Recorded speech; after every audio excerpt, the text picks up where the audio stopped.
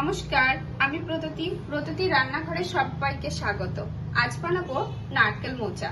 এটা খেতে অসাধারণ হয় আর খুব কম উপকরণ আর খুব কম সময়ে এটা বানিয়ে ফেলা যায়। তাহলে চলো বন্ধুরা দেখে নেওয়া যাক কিভাবে এটা বানায়। যদি আমার এই রেসিপিটা ভালো লাগে অবশ্যই লাইক করবেন, কমেন্ট করবে আর নতুন বন্ধু হলে আমার চ্যানেলটাকে সাবস্ক্রাইব করে আমার পাশে থাকা অনুরোধ রইল। নারকেল মোচা বানানোর জন্য প্রথমেই আমি মোচাটাকে ছাড়িয়ে খুব ভালোভাবে বেছে কেটে নেব। মোচাগুলো সব ভালোভাবে কেটে নিয়েছি। এবার আমি এটা একটু সিদ্ধ করে নিয়ে জল ঝরিয়ে রাখবো। এখানে মোচাটাকে আমি ভালোভাবে সিদ্ধ করে জল ঝরিয়ে রেখেছি। আর কড়াইতে কিছুটা তেল দিয়ে আমি বেশ ছোট ছোট করে কয়েকটা আলু কেটে আমি এখানে ভেজে নিচ্ছি। এবার ওই আলু ভাজার তেলের ভিতরে আমি দিয়ে দিচ্ছি কিছুটা জিরে ফোড়ন আর দেব দুটো শুকনো লঙ্কা আর তেজপাতা। এবার এটা থেকে একটু গন্ধ বার হলে আমি এর মধ্যে দিয়ে দেব আদা আর জিরে বাটা।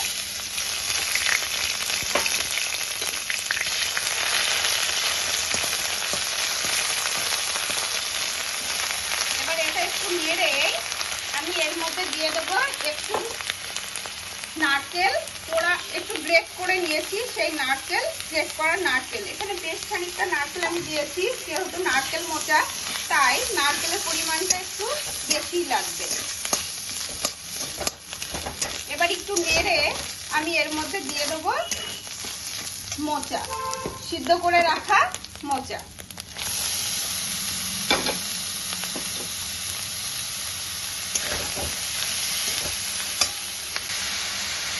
এবার এর মধ্যে দিয়ে দেবো দুটো কাঁচা লঙ্কা আর পরিমাণ মতো লবণ আর দেব হলুদ গুঁড়ো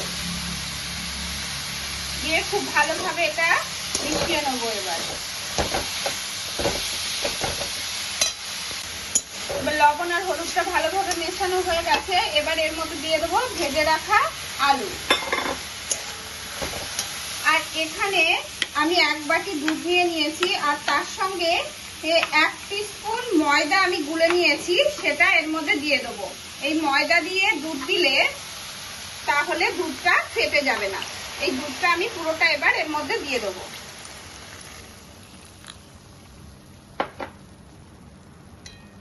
দিয়ে এটা বেশ খানিকক্ষণ ওয়েট করব, আলুগুলো যতক্ষণ না ভালোভাবে সিদ্ধ হচ্ছে।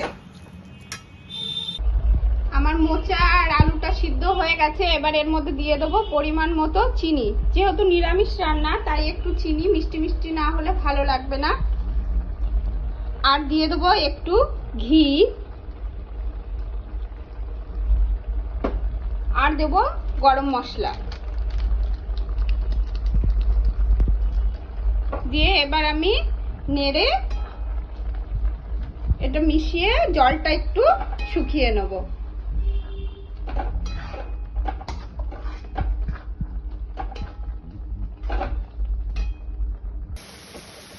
আমার মোচাটা রান্না হয়ে গেছে। এবার আমি এটা নামিয়ে নেব।